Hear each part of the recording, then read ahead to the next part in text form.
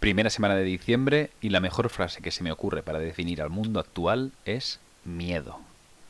Acabamos la semana pasada con un derrumbe de la economía global, como no se había visto en los últimos 20 años, todo debido a una nueva variante de la COVID-19. Durante el fin de semana, la propia descubridora de esta variante, la Omicron, afirmaba en la BBC que los síntomas de esta eran muy leves y que en su epicentro, en Sudáfrica, no había habido ningún hospitalizado por ello. Pese a todo, hemos empezado diciembre con un comunicado de la farmacéutica Moderna afirmando que se necesitarían meses para tener una nueva vacuna para esta variante.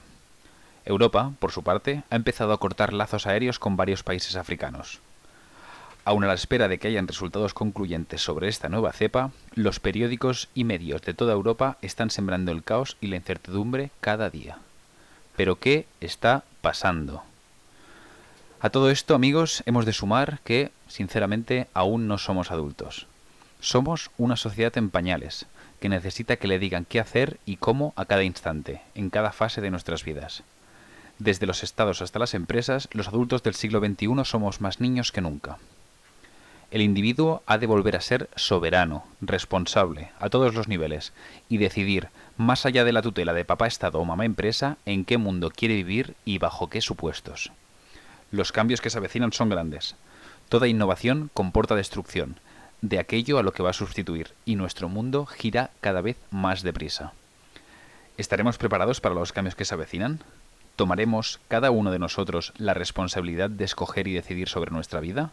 ¿O seguiremos prefiriendo que otros la dirijan? Soy Alex Tombosch, bienvenidos a Objetivo Horizonte. Muy buenas tardes a todos. Bienvenidos una tarde más a Objetivo Horizonte. Soy Alex Tombosch y bueno, como siempre espero que estéis bien. Ya sabéis que esta semana acabamos con nuestro viaje por Uzbekistán, en Samarcanda. Y bueno, primera semana de diciembre y como siempre vamos a comentar un poquito las noticias de esta semana.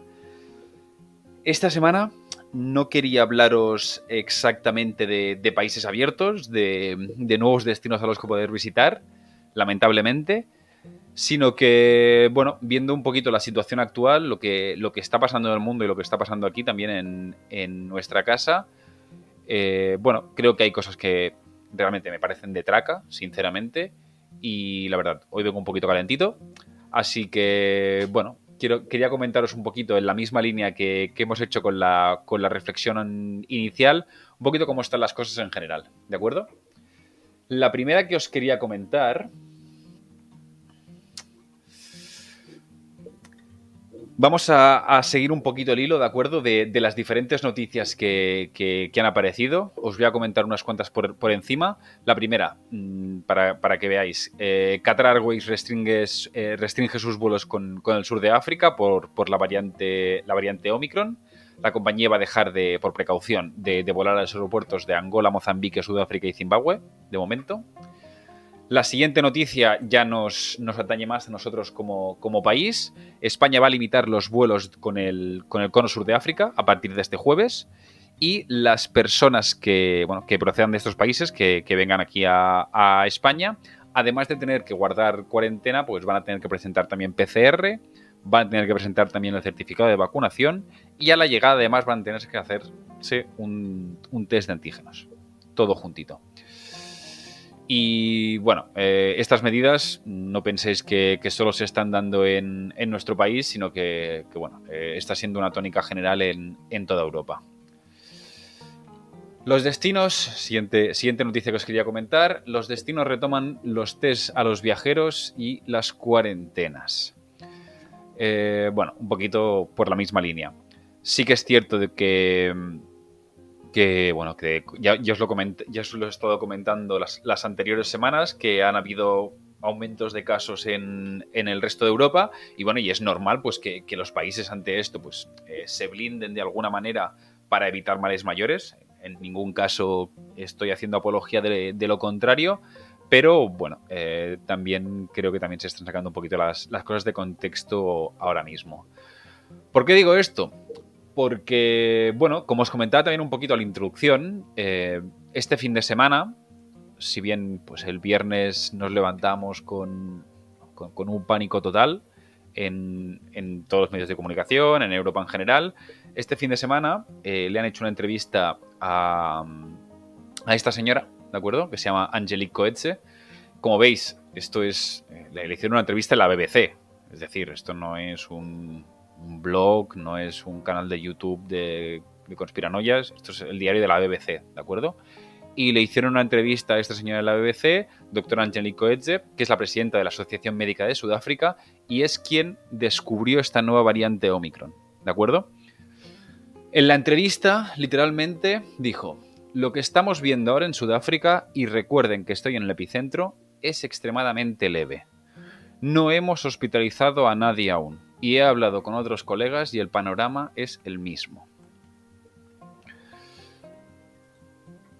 Ante esta situación, es decir, lo comentaba también un poquito al principio, nos levantamos también el lunes con una entrevista, no sé si era una entrevista o simplemente un comunicado del CEO de Moderna, que anunciaba que por parte de su compañía aún tardarían unos meses en tener lista una vacuna contra la nueva variante. Esto, por supuesto, ha vuelto a generar caos y pánico, sobre todo en nuestro querido mundo occidental, pero mi pregunta es ¿por qué? Es decir, si las investigaciones aún no han acabado y no sabemos realmente si esta nueva variante es para preocuparse, os recuerdo que hace unos meses, seguramente ni la habéis oído hablar, se descubrió una nueva variante que se llamó Delta Plus, que en principio también era más peligrosa y bueno, finalmente no llevó a ningún lado.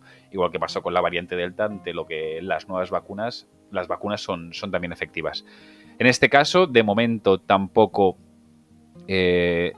tenemos ninguna noticia, es decir, la OMS sigue investigando y un poquito la siguiente noticia que os quería comentar va un poquito en la línea, porque, bueno, el titular es: la OMS censura restricciones de viajes con el sur de África y, en palabras literales, son medidas que no se basan en pruebas. Es decir, estamos adoptando una serie de medidas totalmente, a mi parecer, irracionales en relación a la variante Omicron. Entiendo que países como Austria o Alemania, que están teniendo un repunte muy fuerte de los casos, como ya hemos comentado esto hace un par de semanas y la semana anterior también, pues impongan nuevas medidas, nuevas restricciones. Ya os comenté que, bueno, que la COVID parece que en invierno pues nos está afectando más, sobre todo aquí en Europa con el frío. Y bueno, independientemente, no vamos a entrar otra vez a juzgar el tipo de medidas y el tipo de obligaciones que los estados están imponiendo. Sí que es cierto pues que en invierno se está extendiendo más. Pero más allá de eso y de las medidas, junto con la vacunación, que, por ejemplo, en países como España tenemos unos porcentajes muy altos, más allá de eso tenemos que entrar otra vez en una debacle de miedo, de incertidumbre. No sé, supongo que pensáis que estoy mosqueado, y es que realmente lo estoy, porque me dedico al sector del turismo, a organizar viajes. Y sí, en parte tenéis razón, estoy muy, muy mosqueado por ello, pero si pensáis que solo me afecta a mí y a mi sector, estáis muy equivocados. Si seguimos leyendo lo que está pasando, vemos que toda esta nueva crisis de estos últimos días, todo este pánico irracional, no solo está afectando al turismo, sino que está afectando a todos los sectores y a todos los mercados. Ya os comenté las caídas históricas de mercado que hubieron, por ejemplo, en el viernes pasado, y las que han habido también esta semana tras las declaraciones del señor de Moderna. Y bueno, creo, sinceramente, si investigáis un poco, que lo único que están intentando esconder son ahora mismo algo muy preocupante, que son los datos de la inflación. Como sabéis, se han introducido a la economía europea. No voy a hablar del caso de Estados Unidos, aunque es igual, pero a la economía europea se han introducido 750.000 millones de euros nuevos, es decir, impresos. Y bueno, parece que les ha pillado por sorpresa un año después, que bueno, la inflación está subiendo y que bueno, que por supuesto, lejos de ser estacional, pues esta inflación nos va a acompañar durante mucho tiempo, pero bueno. Esto daría para otro programa. Y amigos, aquí venimos a hablar del mundo, esto es parte del mundo, pero hoy el tema que nos atañe sigue siendo Uzbekistán y bueno, creo que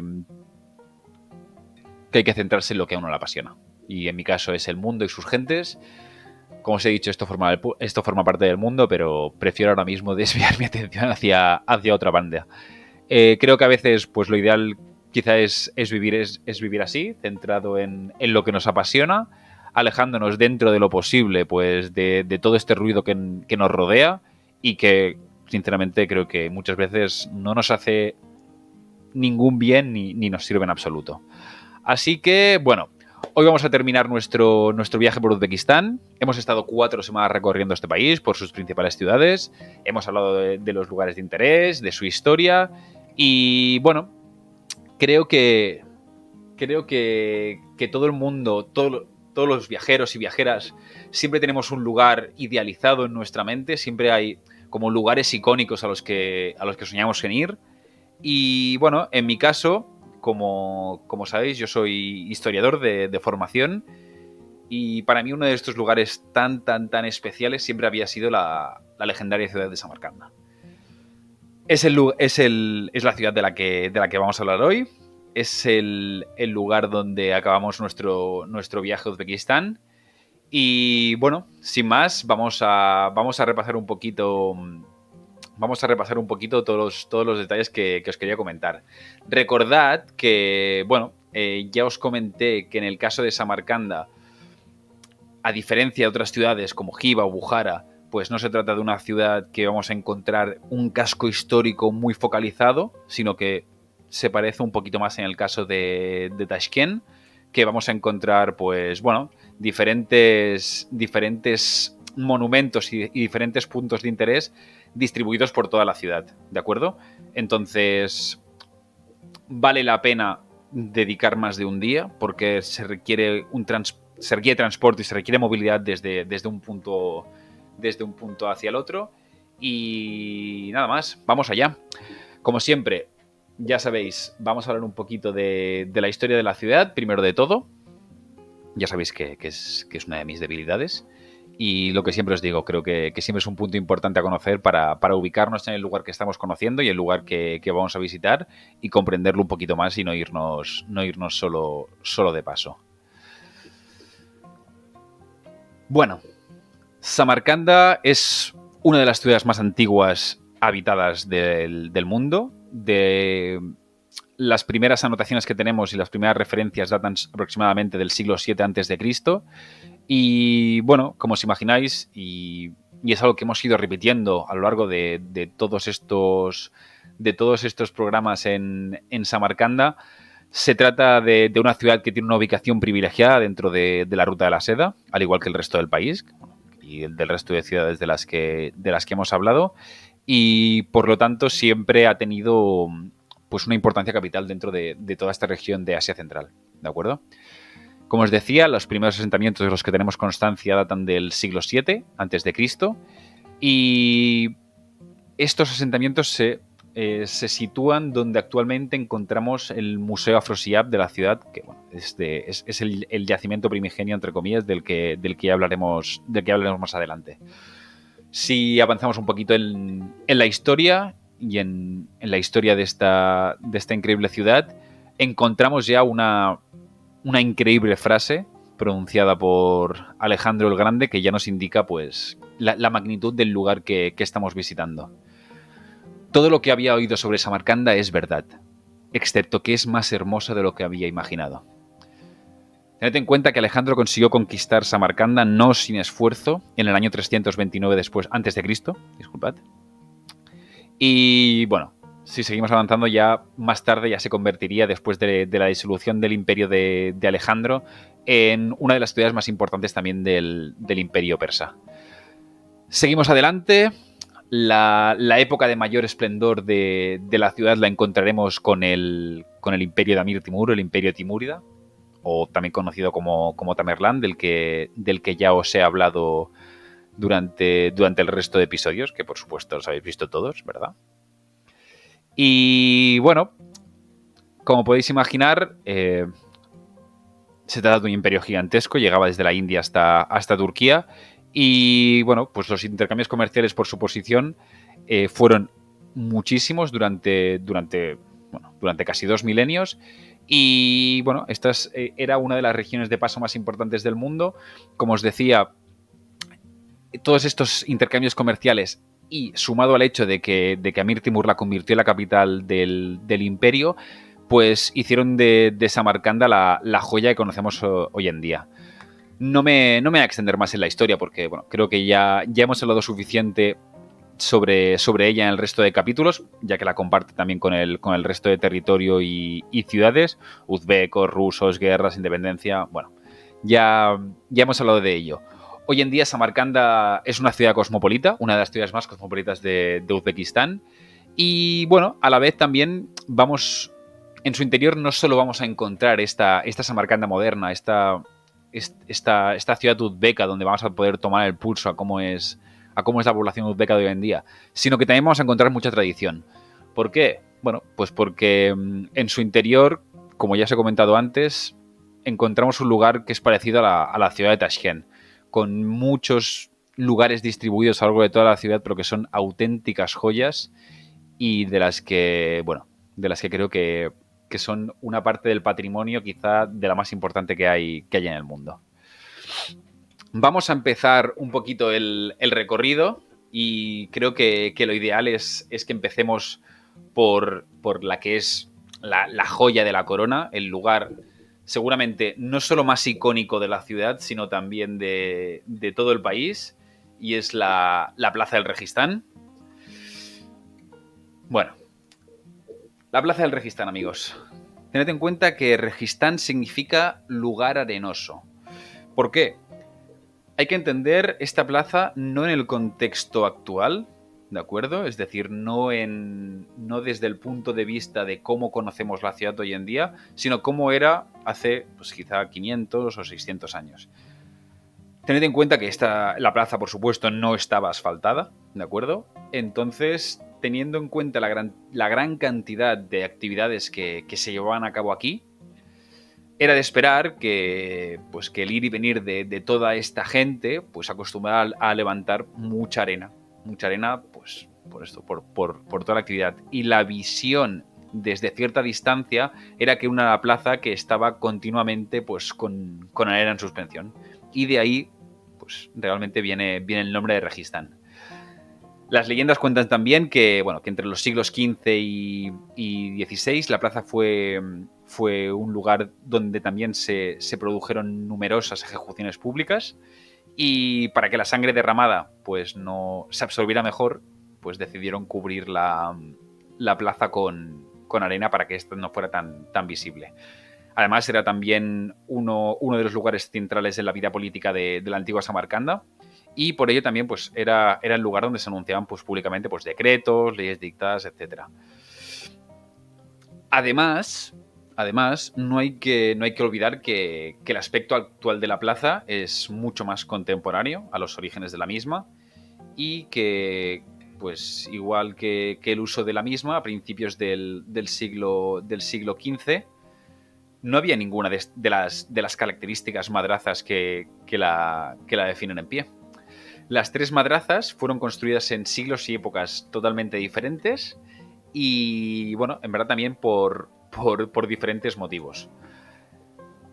Vamos a empezar de principio a fin, ¿de acuerdo? La primera madraza, que es la que encontramos en la parte izquierda de la plaza, si la miramos de frente, es la primera madraza que usted, es la madraza de Ulugh-Bek. Ya hablamos de Ulugh-Bek en el capítulo anterior, en el episodio de Bukhara. Se trata de uno de los nietos de Amir Timur, de Tamerlán, y bueno, como os expliqué ya en el capítulo anterior, se trata de un gran astrónomo y un gran matemático. Por ello, no es de extrañar que no solo construyera una madraza en Bujará, sino que también encontremos una, y además muy característica, en Samarcanda, concretamente aquí en la plaza del Registán. Fue, como podéis ver, y también de ahí me gusta remarcar la importancia de este personaje, no solo un gran gobernador, sino que también fue quien construyó la primera madraza del que después se convertiría pues en el símbolo del país. La segunda madraza Se trata de la madraza de Sherdor, es la que encontramos a la derecha de la plaza. Esta madraza se finalizó en el año 1636 y bueno, se encuentra justo delante de la madraza de Ulugh y trata de ser un reflejo de la misma, aunque con proporciones pues, un poquito modificadas. Además, en su fachada podemos encontrar uno de los antiguos símbolos de la ciudad, que es el leopardo. Y detrás, además de una gran esvástica, recuerda que es un símbolo no perteneciente a los nazis, sino que es un símbolo de la cultura indoeuropea, encontramos también en árabe la escritura Dios es grande. Por último, aunque no por ello menos importante, encontramos la madraza de Tillakari. Esta madraza es la que encontramos justo enfrente a la entrada en la plaza. Su construcción se inició en 1646 y su nombre significa acabada en oro. ¿Por qué? Esto hace referencia a todas las decoraciones de las paredes interiores y todas sus pinturas y las capas de oro que hay en la mezquita interior. Se construyó en la zona norte de la plaza del Registán para cerrar la construcción, ¿de acuerdo? Y bueno, tened en cuenta que se construyó además donde antes se encontraba un antiguo caravansar, el caravansar de la plaza. Una de las estructuras, como ya os he contado en múltiples ocasiones, clave para la Ruta de la Seda. Era uno de estos lugares de paso y de descanso para los viajeros que viajaban largas distancias. Pese a todas estas fachadas imponentes que encontramos en la Plaza del Registán, estas grandes madrazas, lo cierto es que el interior de esta está caracterizado por un patio central desde donde se accede y desde donde se accedía a las diferentes celdas y las clases de los estudiantes. Hoy en día se puede entrar en las tres, si no las encontramos en obras. Y, por ejemplo, en la Ulugh Beg vamos a encontrar pequeñas tiendas de artesanos donde se pueden comprar pues, pinturas, objetos artesanales basados en cerámica, etc. Pero para mí, sinceramente, la última, la madraza de Tillakari, es una de las más impresionantes que ver, no solo por toda su estructura exterior, que, bueno, como os podéis imaginar, ya es impresionante, sino también por el interior, porque bueno, tanto los mosaicos como las decoraciones en oro son una auténtica maravilla que vale mucho la pena ver. Seguimos adelante. Nuestra siguiente parada es el Gran Guremir, o también conocido como el mausoleo de Amir Timur. Se trata del mausoleo donde descansan los restos de varios miembros de esta dinastía de los timúridas, incluido el gran Amir Timur, ¿de acuerdo? Aquí descansan Amir Timur, sus dos hijos, también sus dos nietos, incluido el gran astrónomo del que ya hemos hablado, Ulugh Beg. Y, pese a que la construcción inicial no fue concebida como un complejo funerario, porque bueno, estaba compuesta por una madraza, finalmente se convirtió en la tumba de esta dinastía. ¿Por qué? Por la muerte de uno de los hijos de Amir, Muhammad Sultan, ¿de acuerdo? Se trataba de un centro de educación islámica al principio y hoy en día, pues, bueno, se ha quedado como el mausoleo de esta dinastía. Creo que su visita es uno de los must, de los obligatorios de Samarcanda, no solo por la belleza de la construcción, sino por su interior y la importancia histórica que tiene, ¿de acuerdo? Hay además un detalle que a mí me gusta mucho resaltar, y es que además de las tumbas de todos estos miembros de la dinastía de los timúridas, encontramos justo al lado de la tumba de Amir Timur además la tumba de Amir Timur está esculpida en piedra negra. Hay una que rompe la norma, y es que en el Guremir también se encuentra enterrado Sair Baraka, el que fuese el maestro espiritual de Amir Timur. La relación de este personaje con Timur el Grande debió ser de mucha cercanía, ¿de acuerdo? o al menos así lo demuestra el hecho de que el gran conquistador decidiera que fuese enterrado junto a él y junto al resto de su dinastía, ¿de acuerdo? Una persona que no pertenecía al linaje real de la época. Seguimos avanzando. Justo, por supuesto, las decoraciones interiores que vamos a encontrar dentro del mausoleo son también impresionantes y, bueno, se encuentra bastante cercano a la zona donde ubicamos algunos de los principales hoteles y los más usados en Samarcanda. Así que, bueno, tanto la Plaza del Registán como el Gure Mir son fáciles de acceder vía a pie. Yo os he dicho al principio del podcast que hay mucha distancia entre algunos puntos y otros y que es necesario contar con transporte, pero en este caso tanto el acceso al Registán como al Gure Mir se puede llegar a pie. El siguiente lugar del que os quería hablar es el mausoleo Aksaray. Justo al lado de este gran Gure Mir encontramos pues esta estructura tan singular que es el mausoleo Aksaray. ¿Por qué lo digo? Porque destaca entre las demás construcciones de Samarcanda, no tanto por su belleza exterior, sino por la austeridad de su decoración, si la comparamos con las demás grandes estructuras de la ciudad, ¿de acuerdo? La mayoría de los monumentos y construcciones que podemos visitar en Samarcanda pertenecen a las épocas de gran auge de la ciudad, de las épocas doradas de la ciudad, cuando se disponía de riquezas y artesanos suficientes, muchos de ellos traídos a la fuerza.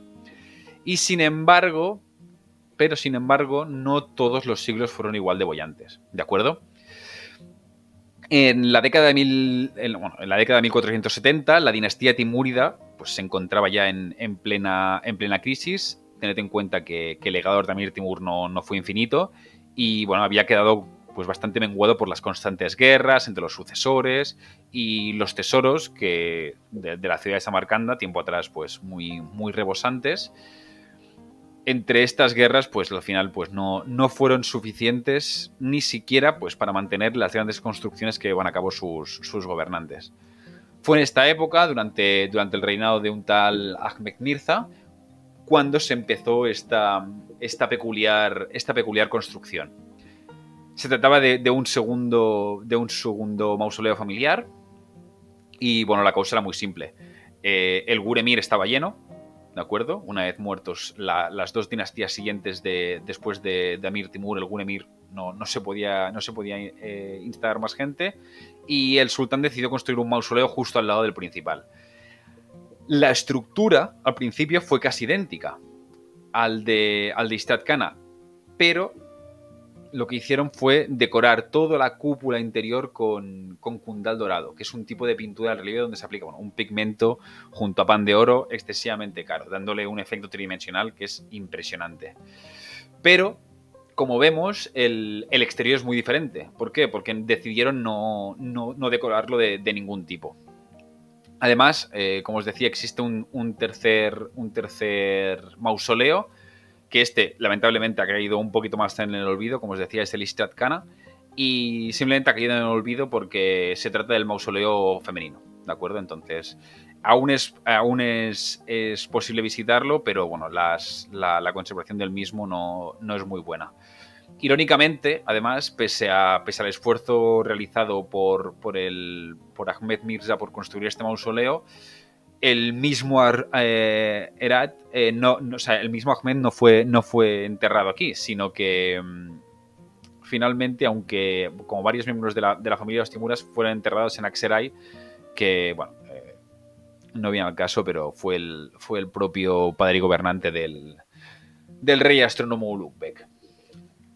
Seguimos adelante y vamos a empezar a hablar también de Ulugh Beg, que como ya habéis podido ver, ya no solo en Samarcanda, sino también en Bujará, fue uno de los reyes más importantes junto a Amir Timur. Y vamos a hablar de su observatorio, ¿de acuerdo?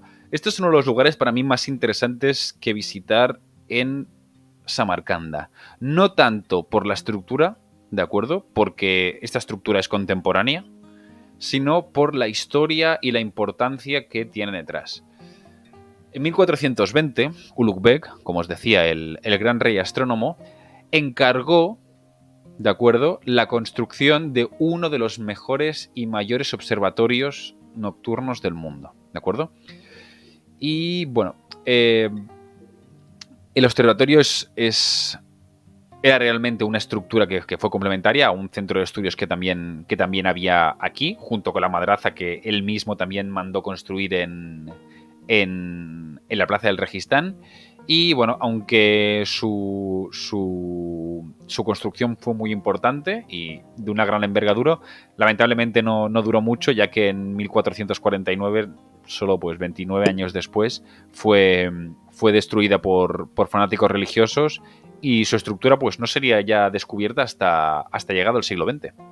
Así que, bueno, lo primero que tenemos que tener en cuenta a la hora de visitar este monumento es que se trata de un memorial, como os decía, y pues del antiguo observatorio solo se conserva la estructura circular subterránea que se utilizaba para medir el movimiento de los astros.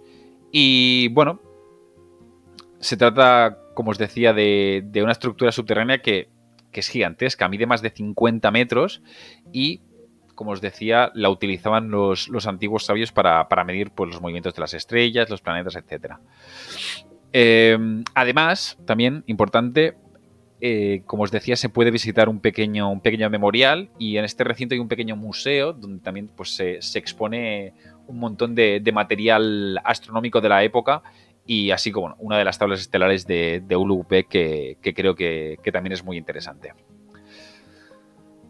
Sigamos adelante y bueno, si consideramos la Plaza del Registán como el símbolo de la ciudad, la necrópolis de Shaki Zinda para mí es sin duda el lugar más bonito, si no de Samarcanda, de todo Uzbekistán.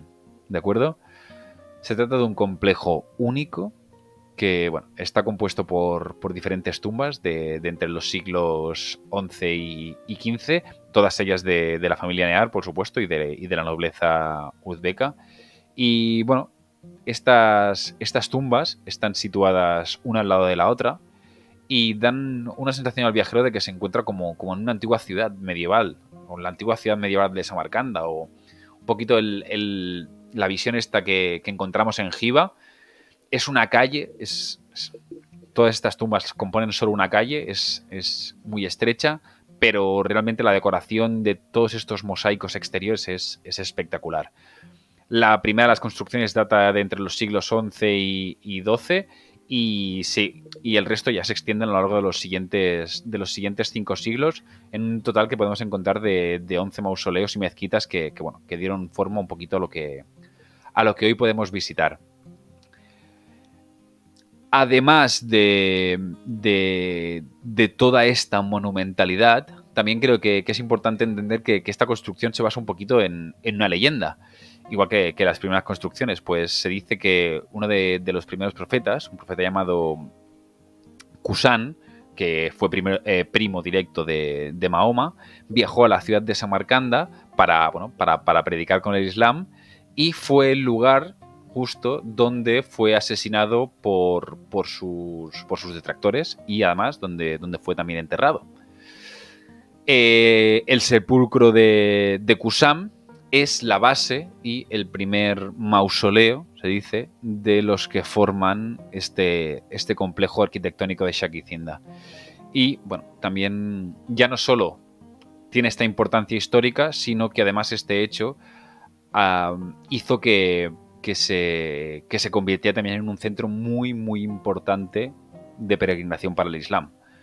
Muy importante hasta el punto de que su visita en su día, no actualmente, podía reemplazar el peregrinaje obligatorio que tiene que realizar todo musulmán al menos una vez en la vida, el Hajj, a la Meca.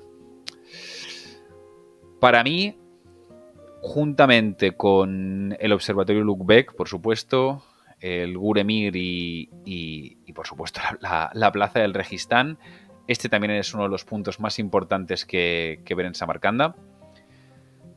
Ya os digo, no solo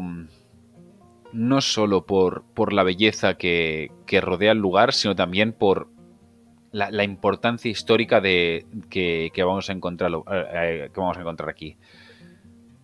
Tiene un ambiente casi místico y pasear por este sitio que realmente si no está muy, muy visitado es un lugar tranquilo. Yo afortunadamente la última vez que estuve fue en invierno, como bien sabéis, y había muy poca gente, más que los propios uzbecos y gente que venía directamente a rezar. Y para mí, bueno, no se trata solo de un lugar impresionante de visitar, sino también pues para pasear simplemente vale mucho la pena. La siguiente parada de la que os voy a hablar no es un monumento propiamente dicho, sino que se trata de un museo. Soy historiador, amigos, y sabéis que tengo pasión por la historia. Os lo intento transmitir siempre en todos los episodios. Y creo bueno, que además es, como siempre os digo, es una parte fundamental para entender los lugares que visitamos. El Museo Afrosiab seguramente no, es el museo más importante de la ciudad. Pero bueno, antes de empezar a hablar de él, creo que es un poquito importante que entendáis dónde se encuentra ubicado.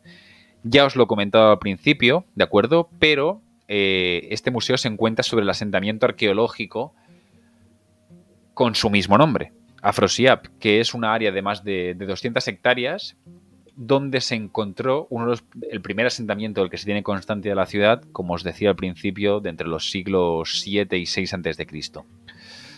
De acuerdo con las investigaciones actuales, se cree que este fue el lugar donde se levantó la antigua Maracanda, que fue el nombre de la primera ciudad que hubo en estas tierras. La capital de Sogdiana, que os decía que fue la región que tanto le costó invadir a Alejandro el Grande. Como sabéis, bueno, como os he dicho al principio, pues tenía mucha importancia y hoy en día, además de todo el material que se ha encontrado durante todas las excavaciones, en su interior vamos a poder encontrar, y destaca especialmente, un increíble mural que se exhibe en su interior. Y bueno, en él se muestran diferentes escenas de toda una procesión matrimonial de una familia noble de la época. Y bueno, es realmente una reliquia muy importante. Tened en cuenta que con un poquito la visita a este museo pues nos abre también la historia las puertas de la historia de esta increíble ciudad a lo largo de los siglos, y creo que es importante para conocer, bueno, lo que siempre os digo, un poquito el contexto de lo que estamos visitando. Seguimos adelante y os quería hablar de un último lugar. En este caso se trata de una mezquita, ¿de acuerdo? La mezquita de Hazrat Hid. Perdonad si no lo pronuncio muy bien, pero son muchas zetas y muchas r's y a veces es un poquito complicado este tipo de palabras derivadas del árabe. Si bien este fue el lugar donde se construyó la primera mezquita de Samarcanda en el siglo XI, la actual construcción es del siglo XIX, ¿de acuerdo? Y está construida, bueno, pues como imagináis, sobre los restos de la anterior. La ubicación de la misma, igual que el complejo Shakizinda, de la calle de los mausoleos, se debe a que toda esta zona, ¿de acuerdo?, se encontraba, era uno de los centros de la antigua ciudad medieval, ¿vale? Y justamente esta mezquita se encuentra sobre una pequeña colina donde antiguamente estaban las puertas de la ciudad y, bueno, como veis, estaba sobre una pequeña elevación del terreno que, bueno, históricamente siempre son importantes en cuanto a posiciones defensivas. El nombre de la mezquita hace referencia a una antigua figura mítica del Islam, que se trata de Hazrat Hird, ya que es complicado de pronunciar. Y bueno, he dicho del Islam, pero realmente se trata de un personaje que es anterior al Islam, ¿de acuerdo? Porque es de origen persa. Este personaje además aparece descrito en muchas historias y en muchas leyendas. Y bueno, creo que una de las más importantes y curiosas es la que hace referencia a Alejandro Magno, porque se cuenta que durante sus campañas por Asia Central, cuando estaba pasando a través de las montañas del Pamir, Alejandro oyó hablar de unas fuentes de agua termal que otorgaban la vida eterna. Y bueno, como no tenía tiempo de retroceder, envió a uno de sus mejores hombres, de nombre Hird, a buscarla. El Talgir, tras encontrarla y beber de su agua y recoger, por supuesto, un poquito para llevársela a Alejandro, regresó para entregarla. Pero su barco, mientras buscaba a Alejandro, naufragó, por lo que finalmente Alejandro nunca pudo disfrutar del don de la vida eterna. Dentro de la tradición del Islam, pese a que bueno, no aparece mencionado en ninguna de las historias del Corán, también se ha incorporado este personaje y hoy en día sigue siendo muy importante, aunque bueno, como ya sabéis, estas leyendas siempre hay diferentes interpretaciones y diferentes versiones de la misma. También pasa en la religión católica o en la judaica, encontramos siempre muchas historias y leyendas que coinciden. Pero bueno, sin embargo, creo que lo más importante de la figura de este personaje es que, bueno, cómo ha quedado, de qué manera ha quedado dentro del imaginario colectivo, ¿de acuerdo? Y en general, en toda la zona de Persia, Hirth, este personaje, es concebido como un simpático anciano que trae buena suerte y felicidad, ¿de acuerdo? A todo aquel que se lo encuentra. ¿Y quién es aquel que se lo encuentra? Se dice que Hirth se puede presentar siempre ante cualquier viajero, ¿de acuerdo? Pero no con la forma de Hirth, sino en cualquier forma. Y que, bueno, que la única pista para identificarlo, esto según la leyenda persa, es que a este Hirth hay que mirarle las manos, ya que le falta una de las falanges de uno de sus pulgares. Todos hemos oído hablar de la famosa hospitalidad que hay en Oriente. No es una falacia. En países como Irán, en países como Uzbekistán, realmente notas esta calidez hacia el viajero. No sé exactamente si es porque son países que aún no han estado muy explotados por el turismo y quizá pues tampoco se han pervertido, digamos así, entre comillas, pero la verdad es que la manera en que te tratan sus gentes es espectacular y quizás, pues bueno, estas leyendas o esta en concreto puede ser una de las cosas que han fomentado esta actitud de entre sus pueblos. Bueno, acabando un poquito con esta mezquita, a nivel arquitectónico creo que destaca bastante por el rosado de todos los mosaicos y el blanco que las componen, en contraposición con estas cúpulas azules predominantes en la ciudad. Y además, bueno, al igual que pasa en otras construcciones de Uzbekistán, como hemos visto estas semanas, también dispone de un minarete. Se trata de una mezquita en activo, a tener en cuenta, y bueno, creo que si tenéis la ocasión, vale la pena visitarla en alguno de los momentos de oración, siempre con mucho respeto, porque bueno, hay un ambiente místico en su interior que bueno, a mí siempre me ha fascinado y creo que es muy, muy interesante. Y bueno, nada más, amigos. Hasta aquí un poquito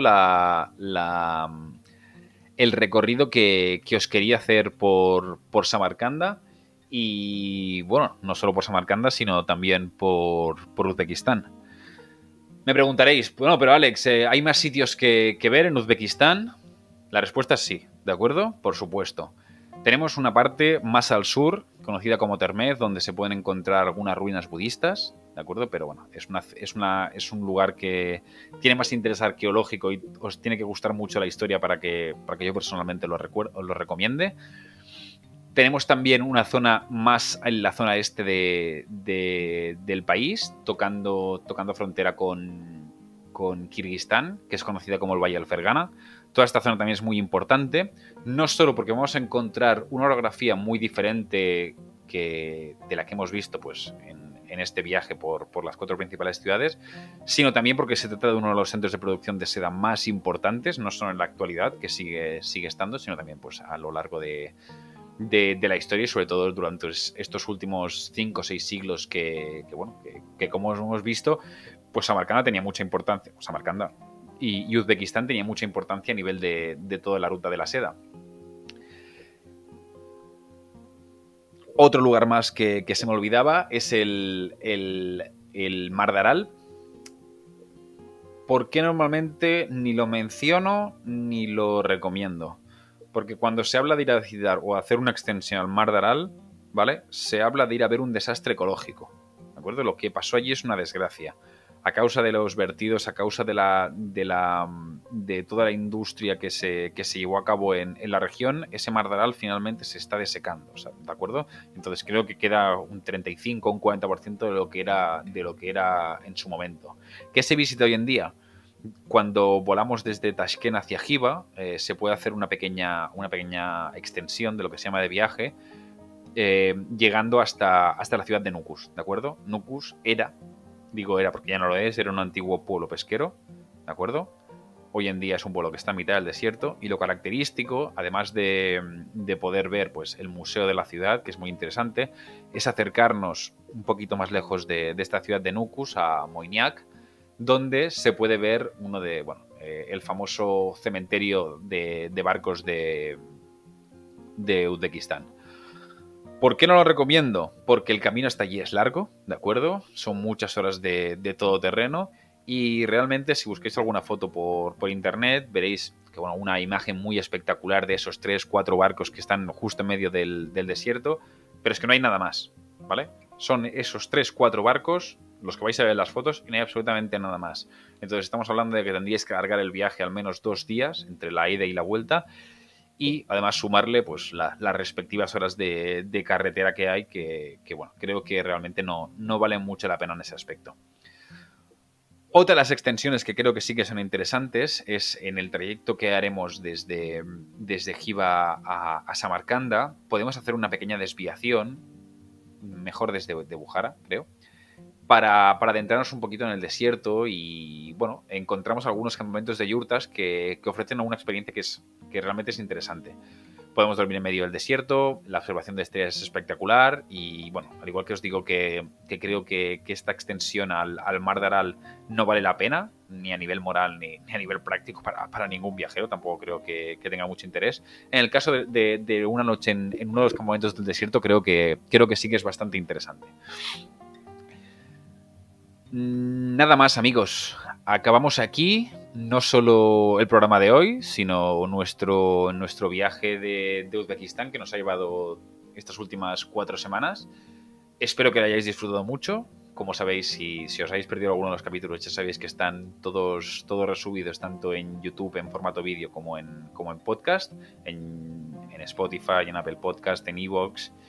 Y bueno, un poquito la conclusión es que Uzbekistán para mí es uno de los países que más me ha sorprendido, no solo por la gran monumentalidad que vamos a encontrar y que hemos visto a lo largo de todos estos días en todas sus ciudades, sino también por lo acogedoras que son sus gentes.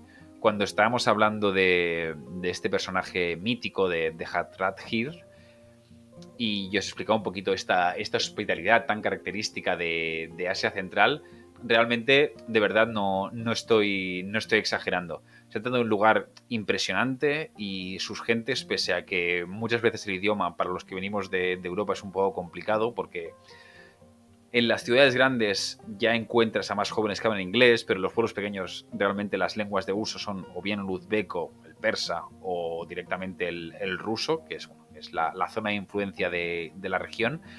Pese a todo eso, al final ellos, y nosotros como viajeros también lo hacemos, hacemos por entendernos y se convierte en una experiencia realmente increíble, porque cuando no solo el destino, sino también sus gentes acompañan e intentan brindarte este apoyo, esta calidez que todo viajero creo que ha sentido alguna vez, se convierte en una experiencia realmente fascinante. Yo, amigos, os dejo aquí. No voy a tampoco excederme en mi enfado del principio. La semana que viene pues comentaremos a ver cómo están las cosas, miraremos a ver cómo sigue evolucionando el tema de la pandemia, las nuevas variantes o las viejas, las nuevas medidas o las nuevas imposiciones o obligaciones. Veremos cómo evoluciona este panorama. Y bueno, dejaros también un poquito al final también con una conclusión respecto a lo que también os decía al principio. Creo que a veces es importante alejarnos de todo este ruido exterior y centrarnos en lo que nos apasiona. En mi caso son los viajes, es conocer el mundo, lo que no solo implica los viajes, sino también todo lo que se desarrolla en él, sus gentes, las novedades, lo que está pasando. Y es el consejo que personalmente y humildemente os puedo dar. Yo me despido aquí, nos vemos la semana que viene. con un nuevo destino. Si tenéis ganas de que hable de algún destino o de algún aspecto en concreto, me lo podéis dejar en los comentarios de los vídeos o por las redes sociales que me podéis contactar perfectamente. Y nada más. Muchísimas gracias a todos los que os habéis pasado y nos vemos la semana que viene, ¿de acuerdo? Un abrazo muy fuerte.